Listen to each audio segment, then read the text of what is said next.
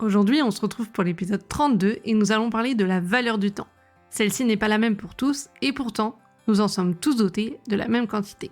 La citation du jour est de Benjamin Franklin, le challenge du jour est proposé par Francesco Cirillo et la chanson du jour est de Vianney et Renaud. Bonjour et bienvenue dans Marvelous Life, le podcast pour vous motiver et vous rappeler que vous avez tout ce qu'il faut pour vivre la vie merveilleuse dont vous rêvez. Je m'appelle Benoît Morin et je serai accompagné par ma sœur Aurélie. Ensemble, nous avons créé l'entreprise Morewings et le journal Bien-être Apollon afin d'aider chacun de nous à devenir une personne plus heureuse et plus épanouie. On se retrouve chaque matin du lundi au vendredi pour faire le plein de motivation le temps d'un espresso. Merci d'être avec nous, on vous souhaite une bonne écoute. Commençons par la citation de Benjamin Franklin. Il a dit « Souviens-toi que le temps est de l'argent ». Benjamin Franklin est né en 1706 et il est décédé en 1790.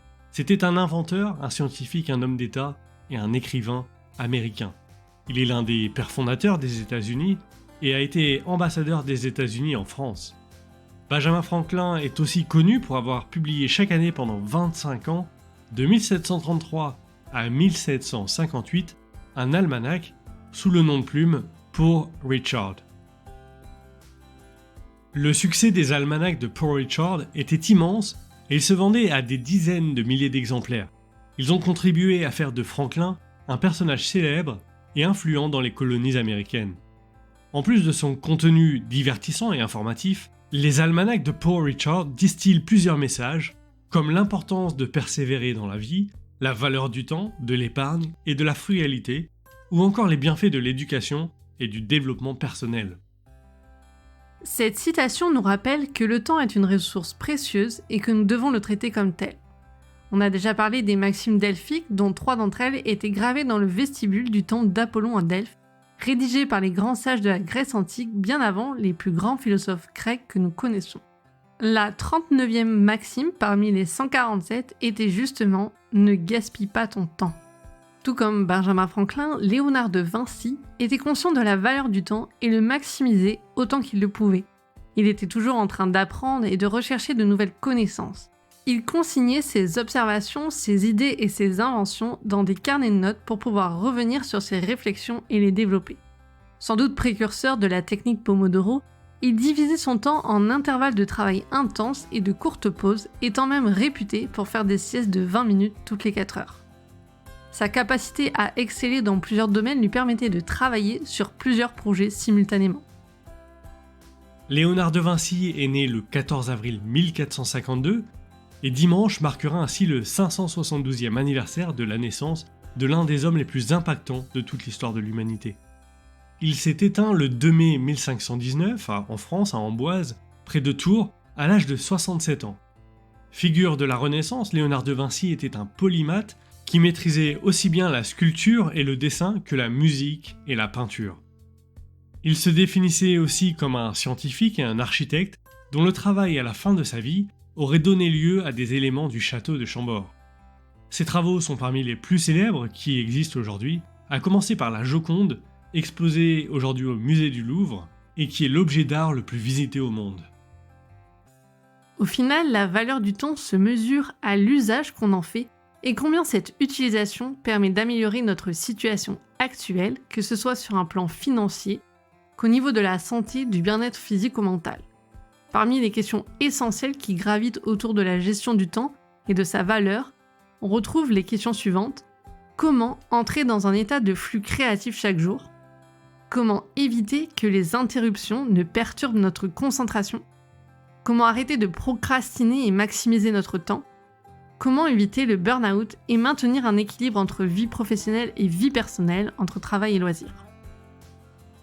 Pour aujourd'hui, le challenge du jour est de mettre en application la technique Pomodoro, imaginée par Francesco Cirillo en 1980. Dans les carnets de notes de Léonard de Vinci, il divisait souvent ses pages en sections avec des intervalles de temps et réalisait de nombreuses listes d'actions à entreprendre pour atteindre ses objectifs.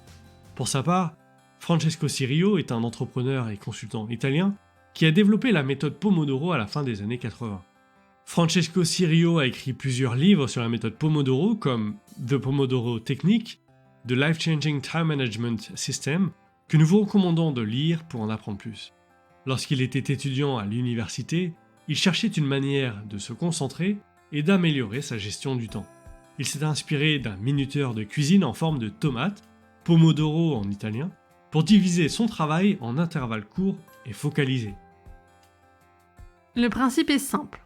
Choisissez une tâche à accomplir, définissez un minuteur sur 25 minutes, travaillez sur la tâche sans interruption jusqu'à ce que le minuteur sonne, faites une pause de 5 minutes, puis répétez les étapes 2 à 4 jusqu'à ce que la tâche soit terminée. Après 4 pomodori, prenez une pause plus longue de 20 à 30 minutes. Cette technique est simple à mettre en place et peut être utilisée par tout le monde. La méthode Pomodoro permet d'améliorer la concentration et d'éviter la procrastination. On en a déjà parlé, on est capable de garder une concentration maximale jusqu'à 40 à 45 minutes seulement. Donc diviser les tâches volumineuses en blocs de 25 minutes permet de réduire le stress et invite à se lever pour marcher ou aérer la pièce par exemple. On en a parlé dans l'épisode 29 sur l'oxygénation. La position assise ne nous permet de respirer que dans la partie supérieure des poumons, qui ne permet pas une bonne assimilation de l'oxygène par l'organisme. Et rester dans une pièce fermée nous fait respirer un air de plus en plus riche en dioxyde de carbone que nous rejetons à chaque expiration, nous conduisant à une diminution de notre concentration et des maux de tête éventuels. La méthode Pomodoro est une technique simple et efficace qui peut être utilisée par tout le monde pour améliorer sa gestion du temps et sa productivité. Aujourd'hui marque aussi la journée internationale de l'ASMR. L'ASMR, c'est la réponse du méridien sensoriel autonome et c'est une sensation de picotement agréable ressentie en réponse à certains stimuli auditifs et visuels. L'ASMR peut aider les personnes souffrant de stress post-traumatique, d'anxiété, de dépression ou encore d'insomnie, mais peut aussi simplement aider n'importe qui à se détendre. Alors si vous n'avez jamais essayé, vous pouvez trouver un moment aujourd'hui pour réduire votre stress et vous détendre. À présent, pour la chanson du jour, nous avons choisi Maintenant de Vianney et Renaud. Ils disent notamment dans cette chanson « C'est maintenant, mais pas après. Chéris l'instant, balaye le passé. Certains voudraient vivre vieux, c'est une erreur. Faut vivre mieux. » En conclusion, le temps est une ressource précieuse que nous devons utiliser à bon escient. En employant des techniques de gestion du temps et en adoptant une attitude positive, nous pouvons maximiser notre productivité et vivre une vie plus épanouissante. Si cet épisode vous a plu, nous vous invitons à vous abonner, à aimer ou à donner une note pour que nous puissions atteindre, aider et motiver d'autres personnes. Dites-nous en commentaire ce que vous pensez de la méthode Pomodoro et partagez ce qui fonctionne le mieux pour vous. On se retrouve demain pour parler du temps qui est limité. À demain! À demain!